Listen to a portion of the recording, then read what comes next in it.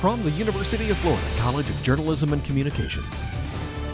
You're watching WUFT News at 6. Around the state, school is back in session, including in Gilchrist County. Good evening. It's Tuesday, January 6th. I'm Stephen Gallo.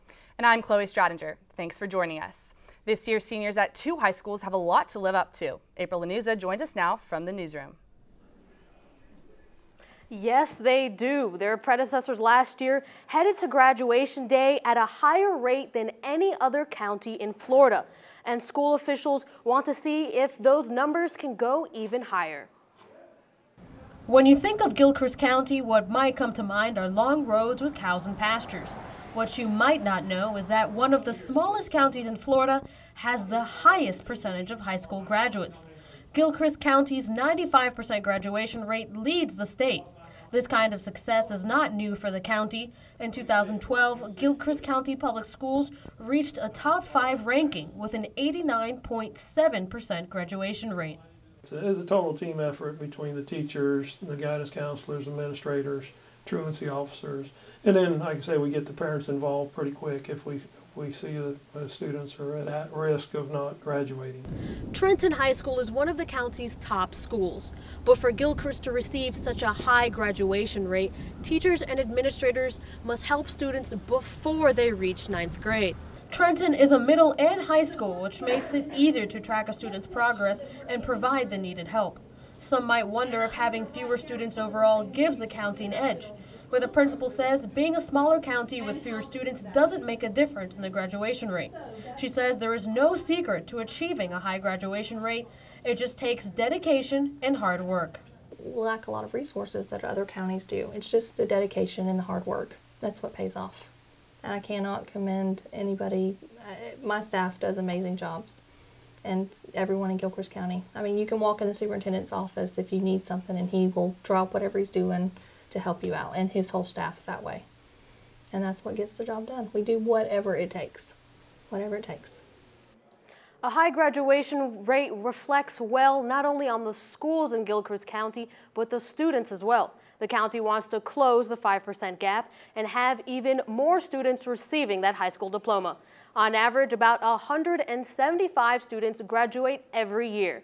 Reporting from the newsroom, April Lanuza, WUFT News. All right, April, thanks. Well, don't get too used to these warm temperatures because the coldest weather of the winter season is on the way. A hard freeze watch has been issued for North Florida counties. UF forecaster Tony Sadiku joins us from the Weather Center. Tony, when can we expect this cold weather to arrive?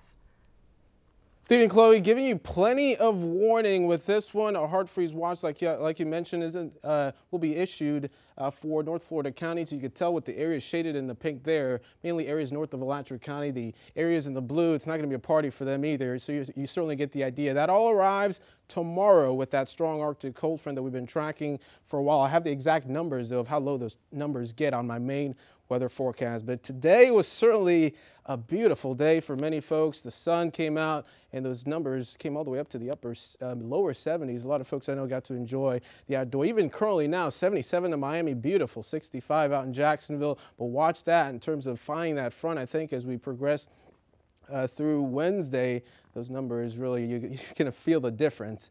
Really by this time tomorrow as that front really introduces itself, especially with the winds. But tonight, you won't have that to worry about. I think even as those numbers drop to the upper 30s, it's going to feel balmy in comparison to the next couple of days. About 45, I think, by 2 o'clock, and those numbers dropping down to about 38 degrees. So get ready for a cold one tonight. Back to you. Well, today is a historic day for same-sex couples in Florida. Dozens of couples are now officially married as Florida becomes the 36th state to legalize gay marriage. WUFT's Nicole Acevedo spoke to some members of the LGBT community here in Gainesville and filed this report. Today is a new day for Judy and Jennifer. Although it may not look like anything special, these Ocala natives became part of Florida history. I think everybody grows up, dreaming of getting married, and, we were at a standstill just because of who we loved. But just this morning, that changed. The two were among dozens of couples who lined up outside Alachua County's Civil Justice Center and waited for their turn to say I do. We had done a commitment ceremony, just the two of us, about 2 years ago. And we'd been waiting and waiting. And then we heard just all of a sudden in Florida. It's going to be legal in Florida. So we kind of took that as, yes, this is the right time for us, that we should get married now. And even if we'd gone out of state, Florida would not have recognized it. So. After living together for more than 4 years, the law now allows them to do much more as a couple.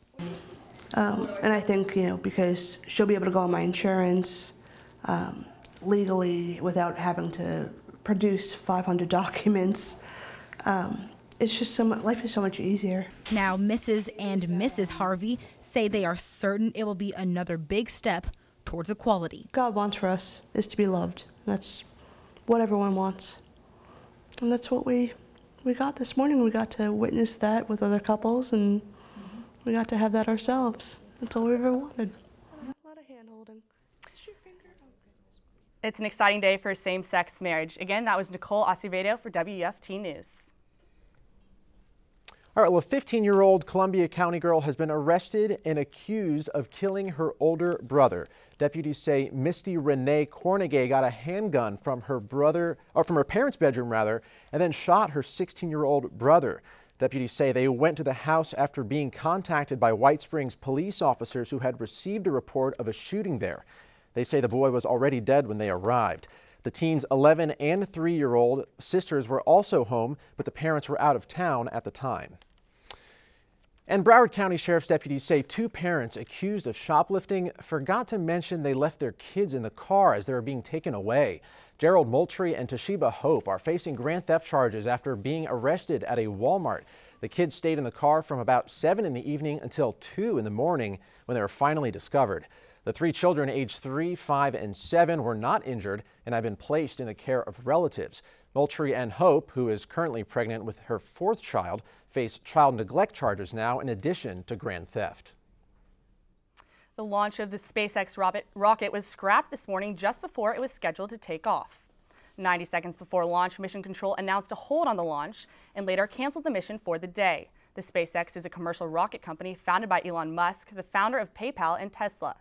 The mission was to bring a 5,200-pound payload to the International Space Station in a capsule and then land on a barge in the ocean.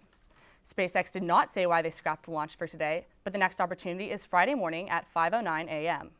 Well, Rick Scott began his 2nd term as Florida governor today after being sworn in Tallahassee. Scott said in his speech after his inauguration that he wants to focus on continuing to create more jobs in Florida. The governor credits himself with helping Florida recover from the 2007 recession. He also says he wants to not only continue his focus on jobs, but also limit the size of government. And in other political news, Jeb Bush is taking another step toward a presidential run by starting a new super PAC. The former Florida governor announced the new Right to Rise PAC on his social media accounts today in both English and Spanish. The PAC will allow Bush to raise money, donate to political candidates, and cover travel costs. Bush announced last month that he was actively exploring a run for the White House. He's also resigned from businesses and advocacy boards that he's associated with, a sign that he's strongly considering that presidential bid. Well, WUFT News at 6 is just getting started. Coming up, we'll have an update on a possible suspect in last night's shooting of 2 New York police officers. Plus, we'll have the stats of the 114th Congress that began work today. Those stories and international news coming up after the break. We'll be right back.